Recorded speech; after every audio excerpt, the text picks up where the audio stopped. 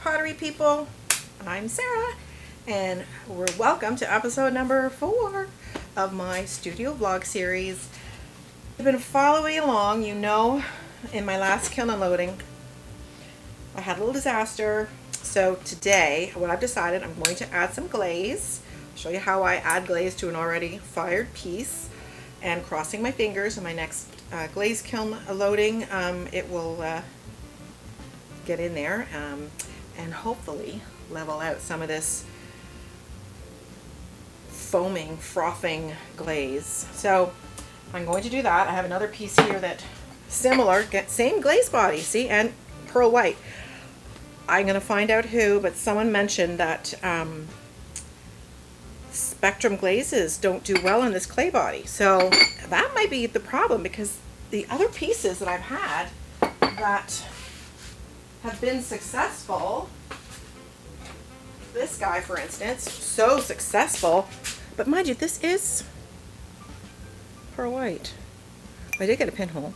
Amico glazes, and it fired really nicely. That came in, that fired really nicely, but it's the same clay body.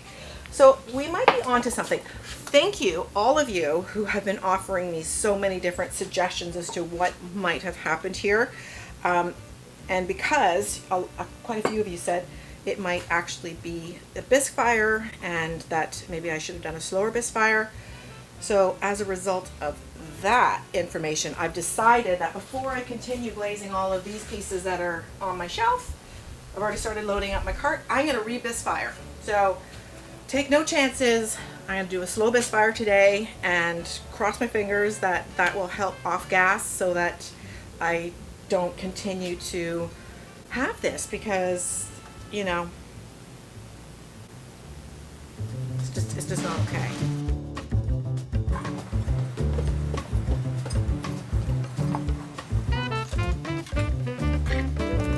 It is hot in the garage today.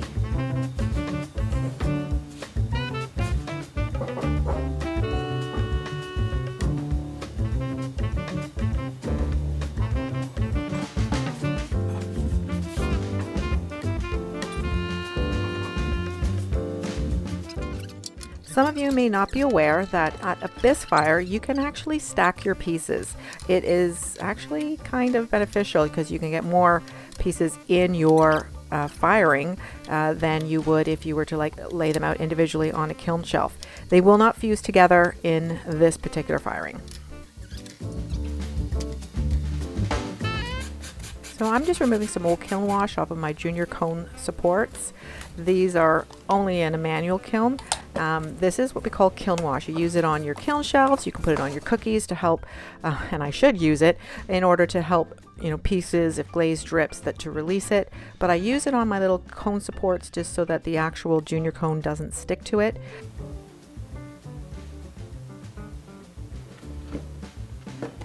And that'll take a few moments to dry. I'm going to leave it there. So there's a little slot. Hopefully that stays in focus right here. And then we have, of course, the lever and 04. 04 will be the bisque fire. So you always want to make sure you choose the right cone because you don't want to hard fire something. So they come together, glued together or form together, and you have to snap them apart.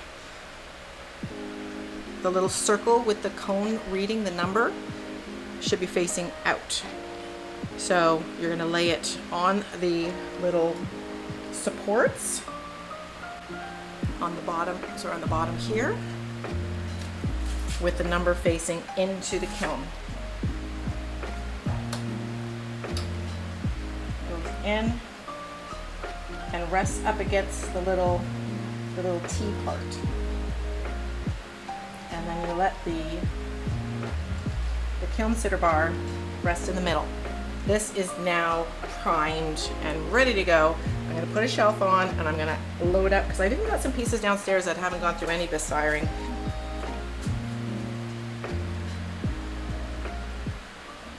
I want to send a huge thank you to Julie S. and Jada for finding my Buy Me a Coffee link. I so appreciate that. It was so nice of you to have donated. And if anybody's wondering what the Buy Me a Coffee is, it's an actual website where you're able to tip, artists and help them put types of different productions together. So I really, really appreciate that you did that. It was such a lovely surprise, and any money that I get, it goes right back into putting productions together. So thank you, thank you, thank you.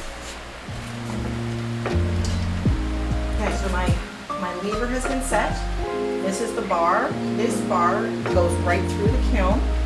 So you have to actually, when you lay your cone in, you have to press this up and hold that down, and then the cone will hold it in place. So when the cone melts, it releases and this will drop. So I'm doing this voiceover because I wasn't explaining myself very well.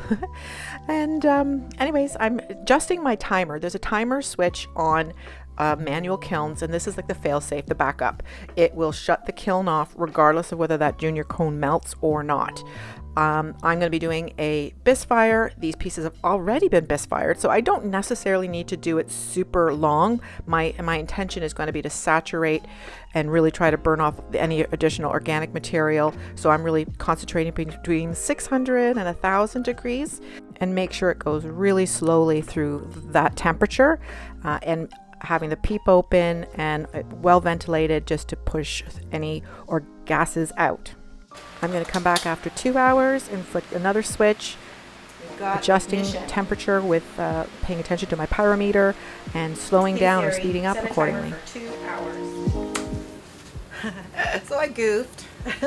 I forgot to put my cone packs in, and so I quickly turned it off and put some cone packs in. I took the top shelf apart, put the cone packs in so I make sure I get to the right temperature, because I have no other way of knowing what my kiln did.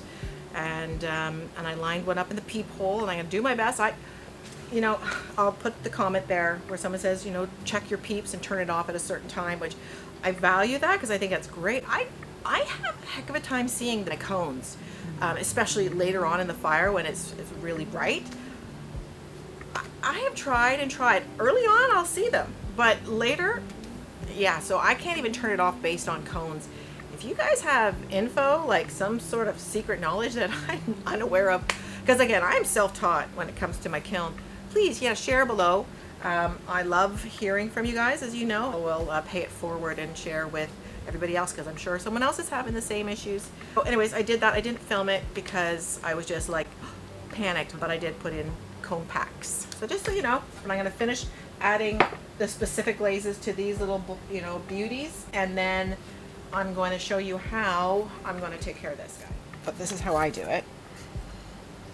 But go for it. Comment below. Let me know what you do. But I use hairspray and heat. Hairspray. Heat gun. No, you're not heating the hairspray. You don't want to catch it on fire. Heat gun is for helping the glaze dry. Because this piece has already been glaze fired, it is waterproof. It is vitrified. It's if you go to put glaze on it, it's going to just want to, of course that's not a good example, usually it just runs off. It doesn't dry in place. So you need a mechanism to help hold the glaze on. When you first glaze a piece, it's porous. It just drinks it in so fast. So you need something to help hold the glaze on and help it dry quickly. And then once you get the first coat on, usually subsequent coats do go on better. I'm not even going to bother sanding this. I'm just going to spray it. So I just use a fine aerosol spray. Just give it a spray. Light misting.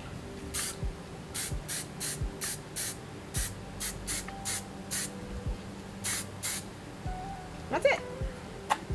Hairspray can go away. So now it just gives it a slightly tacky coating. So I said I was going to put more emerald falls on this.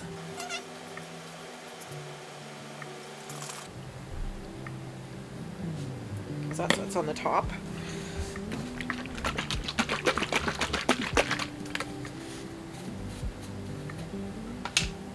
And this is a runny one, so it's going to want to flow. But the hairspray is going to help hold it. Because you'll see it starts to like separate and do weird stuff. So I might bring it down a little farther.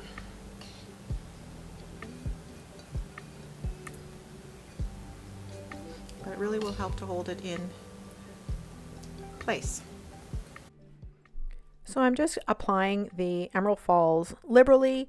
I'm going to be trying to get it into those little frothy little pitted holes in the glaze, just so I help to level it out when in the glaze firing.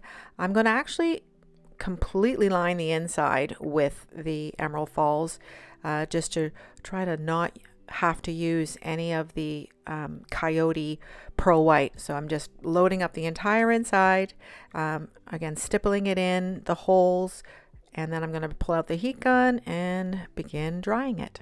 So this just has two settings, high and low.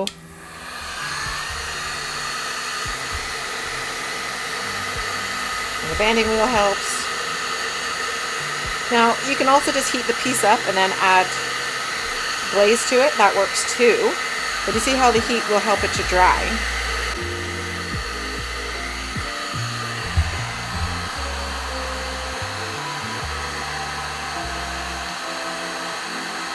But you can most certainly heat the pot up. I've put them in the oven before to get them up, you know, like 180 degrees in the oven, just to get them nice and warm. But I find this is the fastest, and for me, the best way to do it. It's not so hot that you know, it's not like I'm throwing flames at it, so, but it just puts that heat out. And it works. Comment below what you guys do. It's popping because of all the frothing in the bottom there. Oh my god. It's like those little holes, I guess, where the glaze went. It's just giving little pop, pop, pop sounds. So that allows you to add another coat. I'm just wanting to hopefully fill in the holes. That's my goal. Oh, I really hope I can.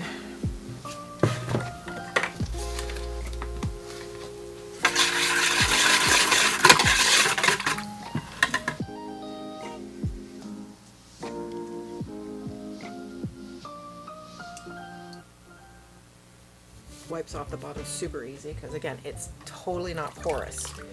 We're finding ways to make the glaze stay where we want it, so I'll come back and clean that later, but I'm just going to get that to get it on there.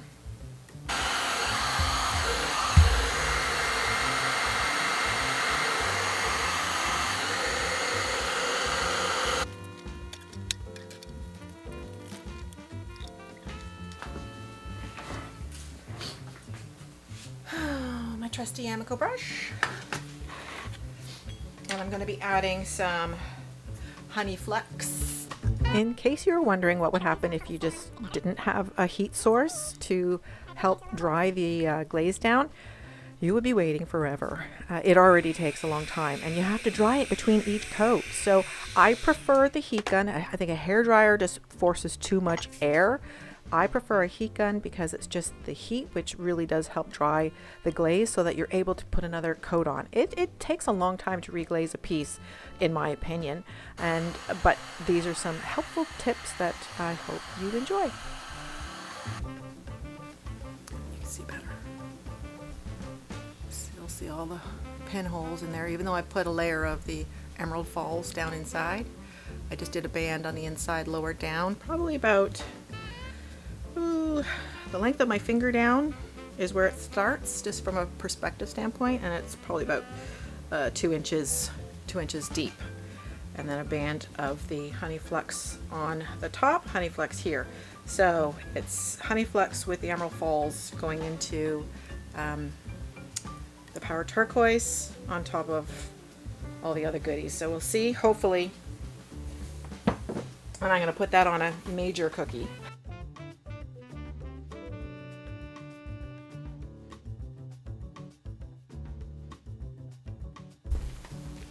Okay, so I am going to recreate how to do a hold. I missed doing it on my kiln firing, so this is what you do. So the kiln is going to shut off, and that's because the little cone pack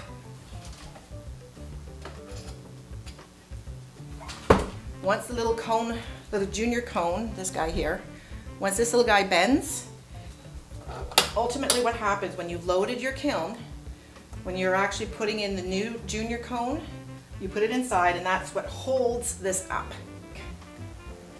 And then when the cone pack, or when the junior cone melts, when it turns into the U, you hear this, and it immediately shuts the kiln off.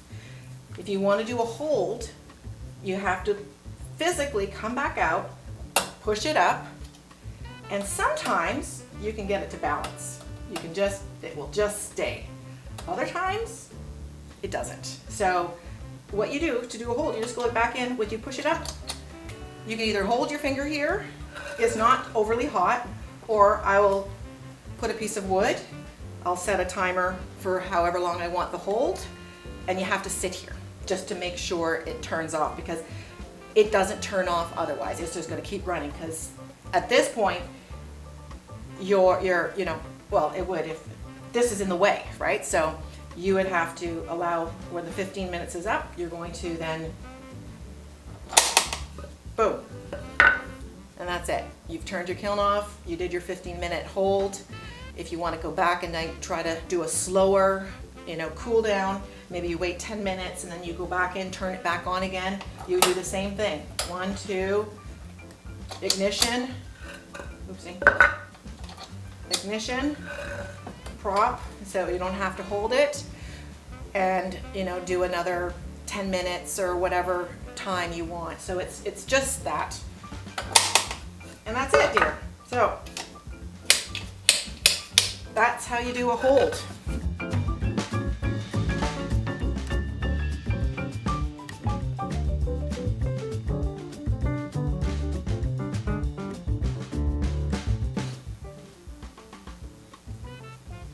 Much better, much better. It really dripped off, so there's going to be some grinding. I added more glaze. Still a bit of it's more pitting, and I bet you if I got back for the hold, it would have worked. I'm so angry. I did such a slow fire. I want to say it's like almost 14 hours, and I didn't get back to it, but I'm definitely seeing. Look at these colors. Oh my goodness, guys, I'm in love, legitimately. Okay, so it's definitely going to be a vase. It's going to be a vase for me. Maybe I'll fire it one more time just to see if I can get that to completely smooth out. I bet you I can, since this is like way better. And like I said, the whole thing, but, oh, okay. Thank you for watching. I appreciate you coming into my home and spending time with me in my studio. If you haven't already, hit that subscribe button, okay? It's gonna be here. Hit that one right there. Boop. Give it a love tap. It's free, and it's gonna make sure that you know when I upload a video, and you can follow along this journey and see how these pieces turn out. I appreciate all of you who have already subscribed, and also all the loving comments and suggestions that have been coming my way have been so amazing. I love hearing from you. You guys give a plethora of information, and I think it's really valuable for the entire audience. So thank you. So until next time, see you. Bye for now.